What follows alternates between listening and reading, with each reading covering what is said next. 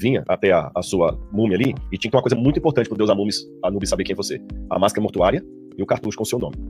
Tanto é que quando foi morto o faraó monoteísta do Egito, né, que era Akhenaton, lá no Cairo, tem a múmia, o sarcófago da múmia dele, e o cartucho tá apagado. O cartucho é aquele símbolozinho. Memória dele. Apagava. Por quê? Sacerdote. Porque se você apaga o nome da pessoa, Anubis não sabe quem é, ele vai ficar morto pra sempre, ele não vai ressuscitar no mundo de Osíris. E você tem que apagar tudo que é o nome dele. Então, por exemplo, a Hatshepsut, quando ela morre e o Tutmosis III assume o poder... Por que isso, uma maneira binária? Como que o livro explica isso?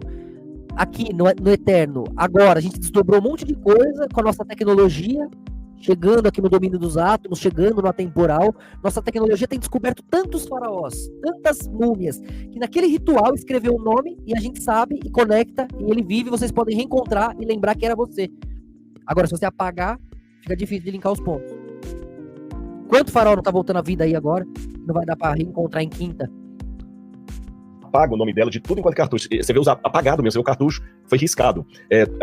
Lá no futuro, no reino eterno, acharam a escavação e saiu lá o nome do faraó que fez ele poder lembrar dele mesmo.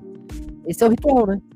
Terceiro também, que a mulher dele tramou a morte dele no harém, ele também manda apagar o nome dela todo, e os inimigos dele, ele nem chama pelo nome, ele fala assim... Foi tão bem feito que demorou milênios pra alguém achar, pra sintonizar a realidade. Entendeu? E aí plasmou aqui e o cara vai encontrar o seu próprio nome lá. É isso. Maldito seja Metsuha. Metsuha significa aquele que Ra odeia. Nenhum pai vai colocar o nome do filho de aquele que o pai odeia. Então apagava o nome. E você vai ver no Antigo Testamento a expressão sobre os ímpios: apaga-lhes o nome e não mais existem. E Moisés também, no momento de intercessão pro povo, assim: perdoa o pecado desse povo, senão o senhor risca, quita o meu nome do livro, quer dizer, me dá morte eterna. Ou seja, me dá morte eterna. Tô dando esses exemplos. É curioso porque eu conheci um mexicano e ele me contou, porque eu perguntei pra eles por que eles celebram a morte, porque tem o dia da morte, todo mundo sai lá e lembra os antepassados, e falou que é uma forma deles não morrerem, né? Enquanto alguém... Porque eles falam que eles acreditam que lá no México eles passam por 3 mortes, né? A primeira morte é a primeira vez que você se dá conta que você vai morrer. E isso tem uma coisa profunda. Eu lembro exatamente quando eu percebi que ainda criança, eu falei, putz, eu vou morrer um dia. Essa é a primeira morte. A segunda morte é a morte física mesmo. E a terceira morte é quando a última pessoa esquece de você. Esquecimento. É por isso que eles trabalham tanto em lembrar os antepassados, porque eles acreditam que enquanto tem alguém lembrando de você, você tá vivo de alguma forma. Se bem que no caso do México pode ser uma coincidência. Não tô dizendo que tem uma ligação. Só tô falando que é legal essa ideia de não apagar da história, de alguma pessoa no futuro... É uma técnica azteca, maia, passada por Quetzalcoatl, que é Lúcifer, para você lembrar o nome adiante, para na volta, o reencontro das eras, você se encontrar em quinta e puxar de volta o seu desdobramento. Tua foto, lembrar de você falar sobre você. Eu só esqueci Deus de Abraão, de Isaac e Jacó.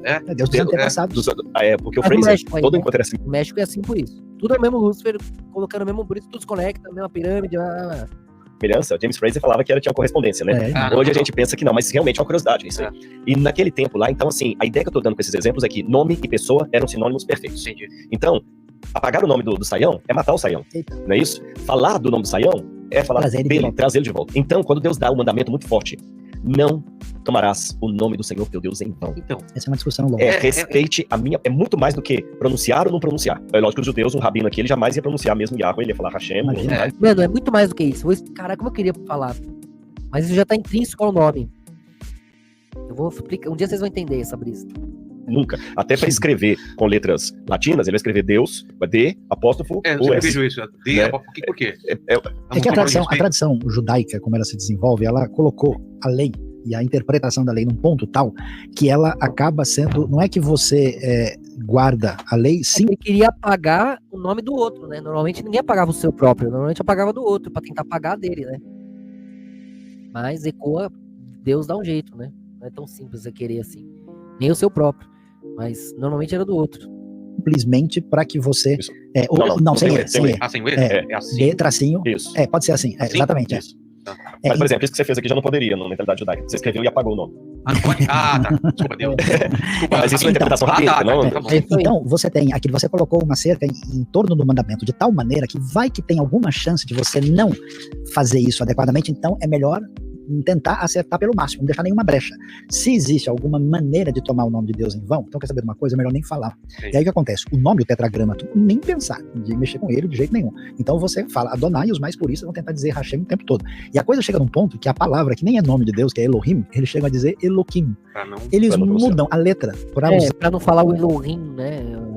Isso é insano, né? Porque tem vários que falam Elohim no lugar do Elohim, o Elohim, né?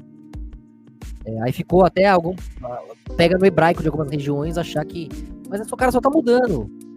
É igual o Yahvé, o Jeová, Yahová. O cara só tá evitando falar o certo. Aí depois de anos fica parecendo que é o certo, né? Usar uma expressão que nem existe teoricamente na língua. O Elohim não é o hebraico, o Elohim seria o Eloá, na verdade. O Elohim no plural, porque já significa todos os possíveis em um, né? E aí você entende as cores e a luz. E Elohim é pra não ficar falando o Elohim, né?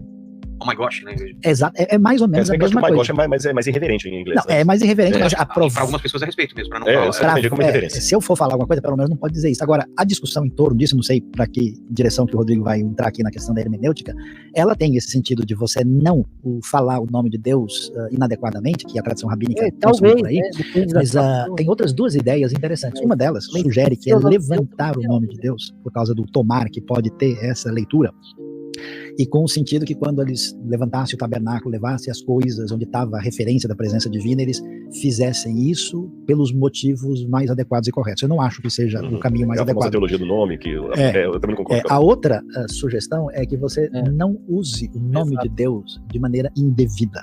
Então, quer dizer, qual é o contexto? Deus nos libertou do Egito, dos deuses que nos oprimiam lá. Estou fazendo uma aliança com vocês. E eu sou o Senhor de verdade, então vocês não têm domínio sobre mim. Então, quer saber de uma coisa? Nunca me usem indevidamente para fazer qualquer coisa inadequada com o meu nome, aquilo quem eu sou. Isso está por trás daquilo que é o uso problemático e indevido da fé e da religião de maneira manipulativa para fazer as coisas de maneira inadequada. Quando você trata Deus como se fosse um ídolo. Amuleto. Como você trata como um amuleto. Então vocês entenderam como funcionava no contexto pagão? Os caras fizeram o bezerro de ouro lá com Arão e todo mundo. Então nunca façam isso com relação a Deus. O nome de Deus só deve ser utilizado. Eu já olhei e você acha só igual. Você vai achar os de sempre. Yahvé, Yahu, Jeová, Yawa.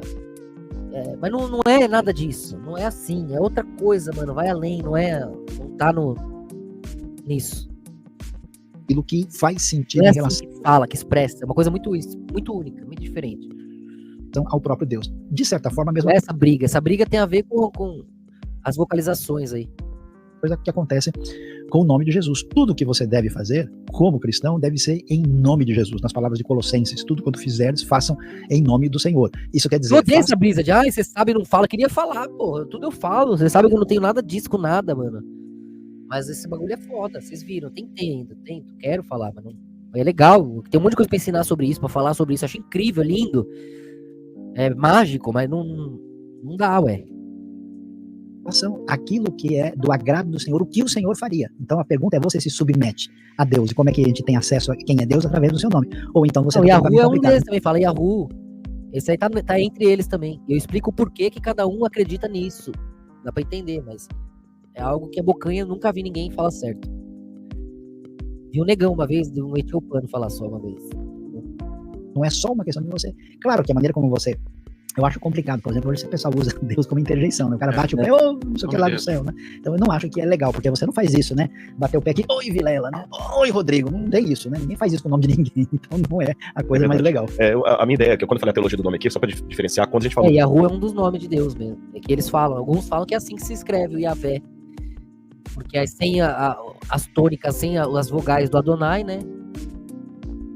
Aí ficaria Yah, e puxa o Vav pra U, e o H final ali ficaria a extensão do U, ficaria Yahu. Tá vendo ali, ó? Seria tipo Yahu, só que Yahu, né? Assim, vamos fazer a teologia do nome, é que nós queremos refletir. Também, não tô falando que não é. Cada um pode chamar Deus do jeito que chama. Deus fez os idiomas, né? Tem que ter uma razão. Não tá errado, não é pra evitar. Quem chama com a intenção pura, é isso que importa. Mas a expressão do nome divino é uma coisa sagrada que ninguém, não é nada disso. Não é fácil, não é assim. Também não é difícil. Caraca, não é uma coisa muito além vocês vão entender um dia. De sobrenome de maneira teológica. Mas existe também uma expressão técnica, teologia do nome, que é um movimento... Mas é verdade, porra. Yahu é um dos nomes que... É por isso que eles puseram Yahu. Muita gente chama Deus de Yahu.